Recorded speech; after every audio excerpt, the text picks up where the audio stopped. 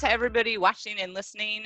Today on 3 to 4 Minutes with a Duck, we have our very own Director of Operations, Major Max Currier. Sir, thank you for your time. Why don't you introduce yourself? So, like you said, my name's Max Currier. Was born and grew up in the great state of Minnesota. So spent my entire life there until college, and then went to the very cold and frigid state of North Dakota for 4 years to get my degree before going active duty. So I was a 4-year ROTC person. Out of ROTC, got a pilot slot, which was my dream since I was like 5 years old, was to fly for the Air Force. Got down to Columbus Air Force Base in Mississippi for pilot training, and then had the Air Force yank that dream right out from under me by medically disqualifying me from flying. Ended up fighting that for about 9 months, and then went to Intel school when I lost. So Intel school was an interesting experience. A lot of people are not the biggest fans of San Angelo or Goodfellow, but I had a great time because coming from the flying community and the situation I was in, I didn't really think too much about Intel school or school in general. I was just there to have fun, and whether that was the right mindset to be in is up to you, I guess, to judge. But it worked well for me when I was there. Because in the background, I was assessed and selected to then go to JSOC right out of Intel school. So I got really lucky in that sense. Went to a community that was very high speed, but it was also a place where I would never send a second lieutenant if I was the one in charge. Just a little anecdote on that, like right after getting all my read-ins and walking out of the SSO's office, I turned a corner and ran into the J3 for the command, who was almost 7 feet tall and an Army colonel, and bounced off his chest, and then looked up at him, and I was in uniform, in which not everyone's in uniform there, and he looked down on me and saw my butter bars and was like, "What the F are you doing here?" And that's how my career started. Did he ask you to bring him a cup of coffee? No, absolutely not. You'd probably screw it up if you're a lieutenant. Yeah, exactly. But it was a very interesting place to be. Really learned by a fire hose, and got to be a part of some really amazing units and operations while they're supporting the counterterrorism fight. So spent about 4.5 years there, went on a few deployments that we can sort of talk about if you want to later. And then out of there, got the opportunity to go to the Air Force's Humid Squadron. So learned how to be a humid collector.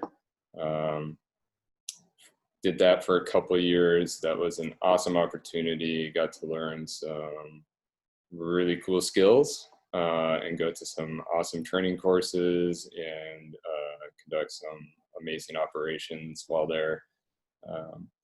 And then after that, went over to be a strategic analyst over at NASIC. So like polar opposite. Different than the rest of my career up until that point. Deployed again out of there to the KAC, and then PCS'd here to be the DO. Now the best job that you've ever had in the Air Force, right? It is, actually. Although I wish I could do more mission. I get really jealous walking around to all the different flight areas and hearing about what the airmen are doing on a day-to-day basis. And I wish I was the one doing that a lot of times, but it's been really amazing to help enable them to do all of that, because I don't know, obviously some of our airmen realize the impact they're having on the country, but some of them don't, just because it's the only perspective they've had so far in their career. But it's always fun to help people see the bigger picture and how what they're doing is incredible.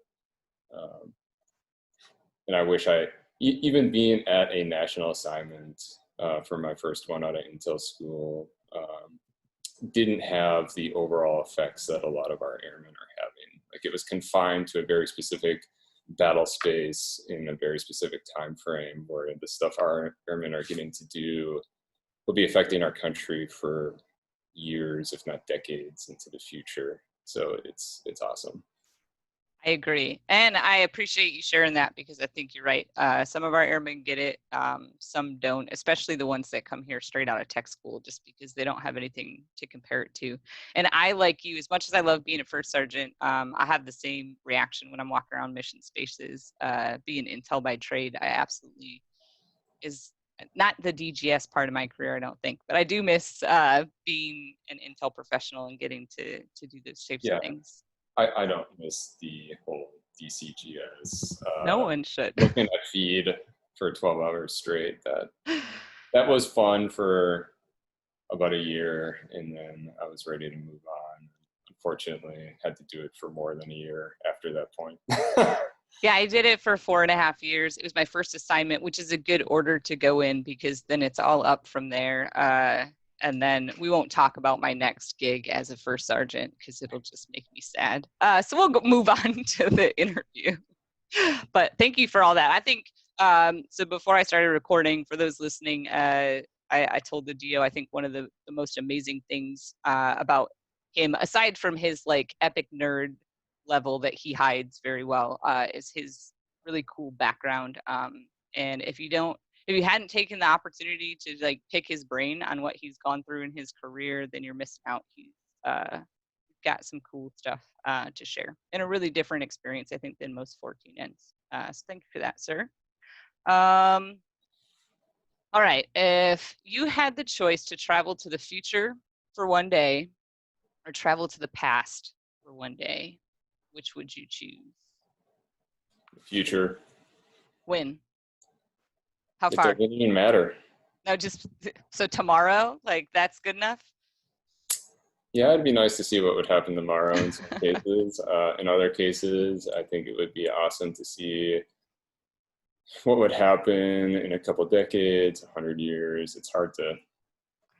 You only get one day, so it's hard to pick. I'll give you time to pick before I finish my time machine, but I think I'm with 10 you. years in the future, I would love to go 10 years in the future just to see where everything's at right now. Yeah. So it's far enough where you have the potential to see a lot of change, but it's not so far that everything it's not within your lifetime. Different. Yeah. Yeah, I'm with you. We'll hang out for a day in 2030. Yep. I'll get to check out what I'm doing in my retirement. Can you think of a movie title that best explains your life currently? Ooh, Dazed and Confused. Oh, that's so perfect. Yeah. I feel that one. I am also very dazed and confused. We'll just leave it at that, because I'm with you. I don't have anything else to say. All right, here's one that I don't know how to answer. You've been considered that you've been given an elephant. You can't sell it and you can't give it away. What are you gonna do with it?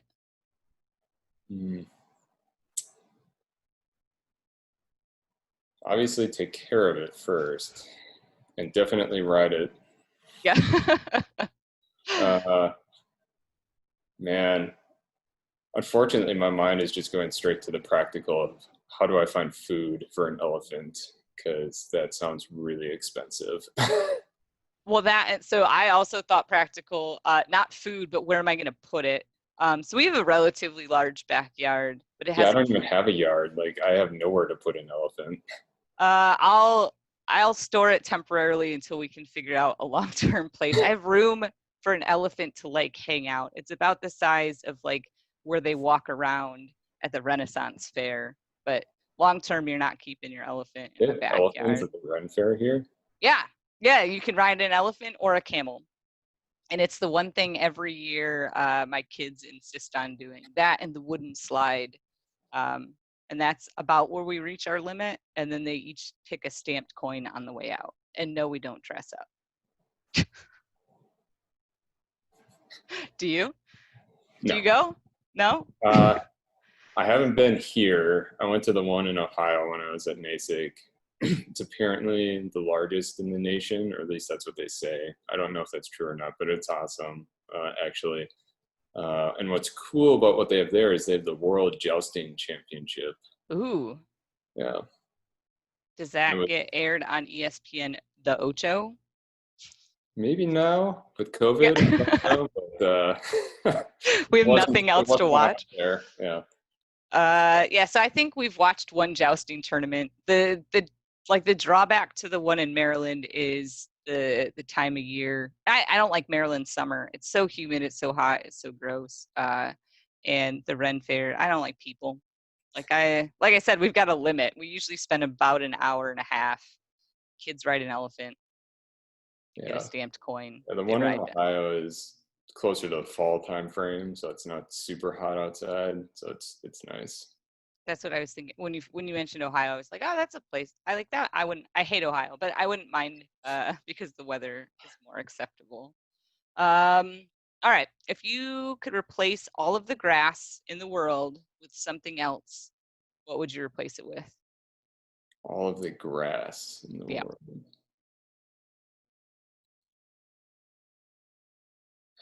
Probably water. saltwater or freshwater? Can I say a mix? Because I like it both. Like one of my Oh, in favorite. certain areas you'll Yeah, have. Okay, yeah. I was like a mix would just be like a diluted No, saltwater, no, but no, no.